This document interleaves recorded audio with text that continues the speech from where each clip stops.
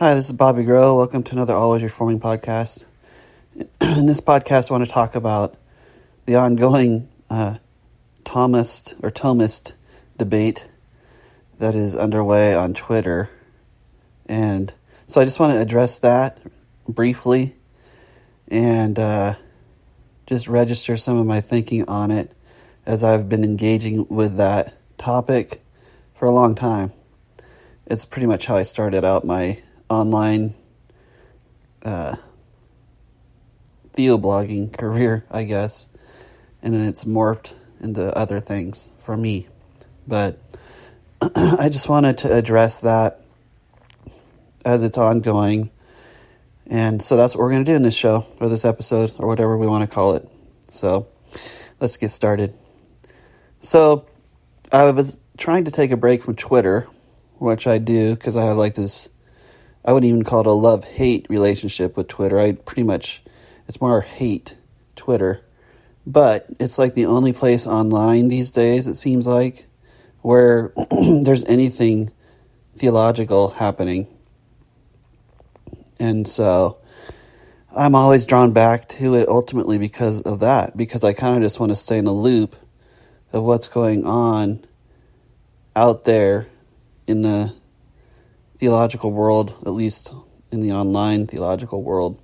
So, and really it doesn't end up being a positive experience ever for me, hardly at all. And so this is one example of why this is not a positive experience as far as developing theologically. I've been, like I said, involved with this kind of debate for a long time in regard to the influence that Thomas Aquinas' theology and really Thomas Aquinas' reception among Reformed theology in its development in the 16th and 17th centuries in Western Europe.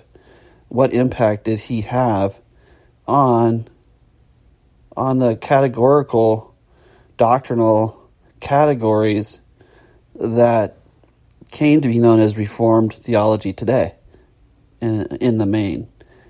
And so that's really what's under dispute. And what's been happening, if you don't know, is that people like Dr. Craig Carter, Dr. Matthew Barrett, and a bunch of other Baptists along those lines, primarily Southern Baptists, it seems to be the case. It is. It's mostly all Southern Baptists. I don't think Craig Carter is Southern Baptist. I don't know that for sure, though. He's Canadian. So but some like iteration of Baptist background for Craig Carter. And then there's, of course, the Reformed, like church people, like covenantal, like Presbyterians and others who are involved in this kind of debate at a certain level, like David Sitzma. He's the only one who really comes to mind. I mean, you have like Scott Swain and Michael Allen on that. They're kind of in on it too at points, although they stay out of the fray for the most part on Twitter, which is wise, actually. Twitter is absurd when it comes to actually trying to debate or discuss things in a meaningful way, which is why when I approach it, I pretty much take the attitude I take on Twitter. I can be snarky sometimes. I can appear to be being a troll, although I don't really think I'm a troll. I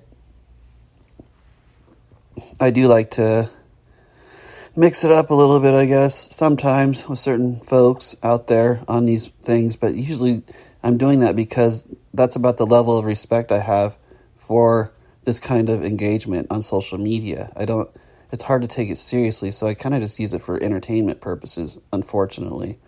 When it comes to issues of debate on Twitter like this, I don't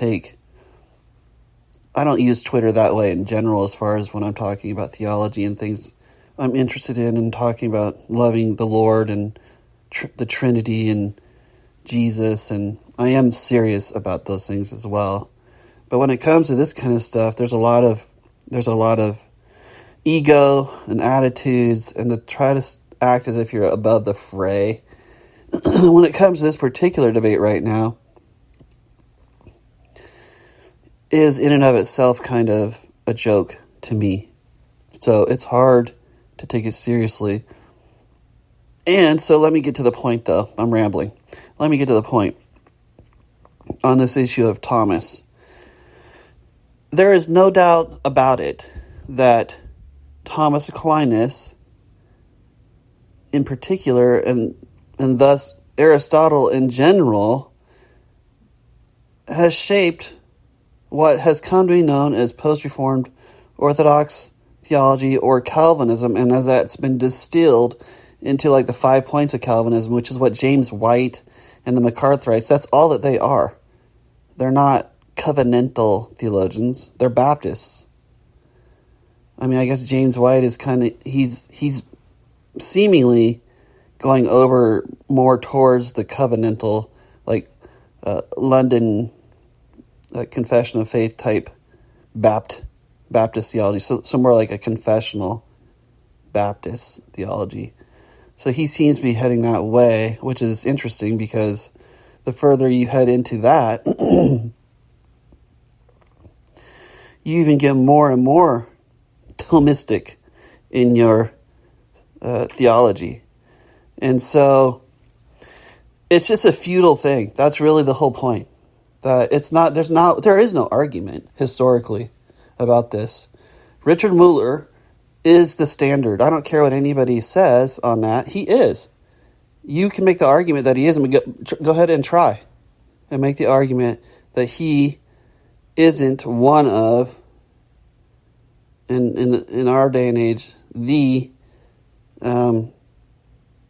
historical theologian who kind of sets the bar for understanding the 16th and 17th century developments in Reformed theology.